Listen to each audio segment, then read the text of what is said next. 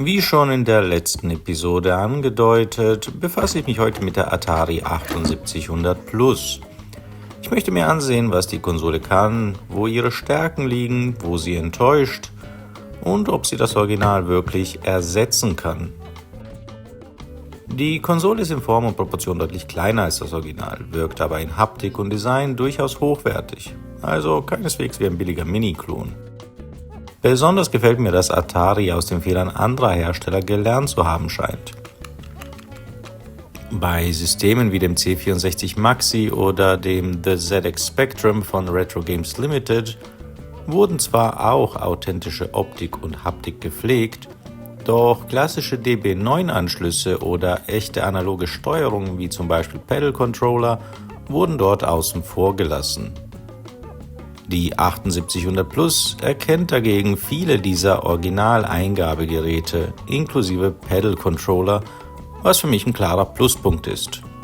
Was die 7800 Plus hingegen nicht hat, sind vorinstallierte Spiele, so wie das früher auf einer klassischen Konsole eben üblich war. Stattdessen bekommt man als Kickstart eine mitgelieferte Cartridge. Beim Einschalten fällt zunächst eine deutliche Ladezeit auf, während derer offenbar das ROM aus der Cartridge gelesen und ins interne System geladen wird. Zwar kostet das Booten Zeit, aber sobald das Spiel bereit ist, läuft es sauber und lässt sich in keinster Weise anmerken, dass es emuliert wird. Selbst der gefürchtete Input-Lag ist so gut wie gar nicht vorhanden, so dass das Spielgefühl wirklich erstaunlich nahe am Original liegt. Die 7800 Plus unterstützt sowohl originale 7800 als auch 2600 Cartridges und ist nicht an ein bestimmtes Fernsehsystem gebunden. Das ist ein klarer Vorteil, insbesondere gegenüber europäischen Original 7800 Konsolen in meinen Augen. Man kann also auch NTSC-Cartridges nutzen und die laufen dann mit originaler Geschwindigkeit und Farben ohne die typischen PAL-Einbußen. Ein großer Wermutstropfen hingegen ist der fehlende Homebrew-Support. Flash-Cartridges wie die Harmony Card werden im Grundsatz nämlich nicht unterstützt. In der Regel wird die Cartridge gar nicht erkannt und startet im besten Fall nur dann, wenn auf der SD-Karte ein einziges ROM-File liegt, welches dann von der Konsole gefühlt nach Lust und Laune aufgegriffen wird oder eben nicht. In dieser Hinsicht verfolgt man mit der 7800 Plus die klassische Konsolenstrategie, nur offizielle lizenzierte Inhalte zuzulassen. Mir erscheint das jedoch wie ein Schlag ins Gesicht der Homebrew-Community, der Atari viel zu verdanken hat.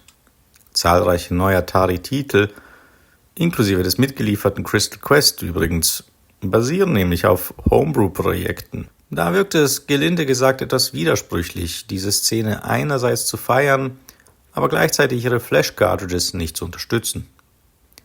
Ein Workaround bietet ausgerechnet die günstigste aller Flash-Cartridges auf dem Markt, die Pico A10400.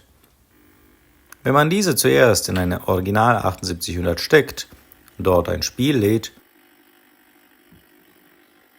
und sie dann eingeschaltet in die 7800 Plus umsteckt, erkennt die Konsole den geladenen ROM-Inhalt meist als normales Cartridge. Das führt natürlich zur offensichtlichen Frage, wenn man ohnehin eine Original 7800 braucht, um Homebrews zu nutzen, ja, warum dann nicht gleich eine NTSC-Originalkonsole importieren? Ein möglicherweise entscheidendes Argument gegen diese Option jedoch ist, dass Original 7800 Konsolen keinen eingebauten Pokey-Soundchip besitzen. Originalspiele, die Pokey-Audio benötigen, wie zum Beispiel Ballblazer oder Commando, tragen den Chip nämlich direkt auf der Cartridge. Die 7800 Plus scheint diesen Chip jedoch stets intern zu emulieren, sobald ein ROM ihn anfordert, die eigentlich für den Betrieb mit Pokey-Chip programmiert sind. So klingen Pokey-Titel auch dann korrekt, wenn sie über die Pico A10400 abgespielt werden, welche ja selbst keinen realen Pokey enthält.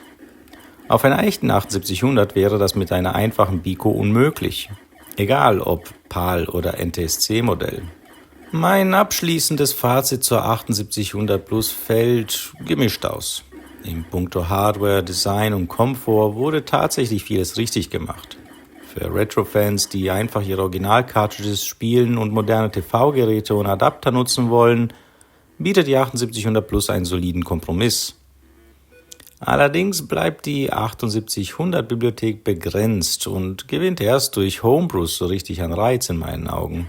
Retro-Einsteigern würde ich deswegen grundsätzlich empfehlen, mit etablierten Systemen wie Atari 2600 oder Sega Mega Drive zu beginnen. Die 7800, egal ob Plus oder das Original, ist eher eine Liebhaber- und Sammlerkonsole für sehr weit Fortgeschrittene.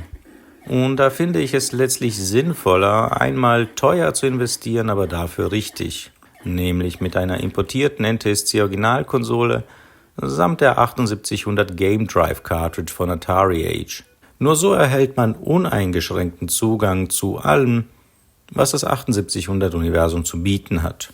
Wenn euch das Video gefallen hat, dann hinterlasst bitte ein Like, einen Kommentar, abonniert den Kanal und wie immer, stay tuned.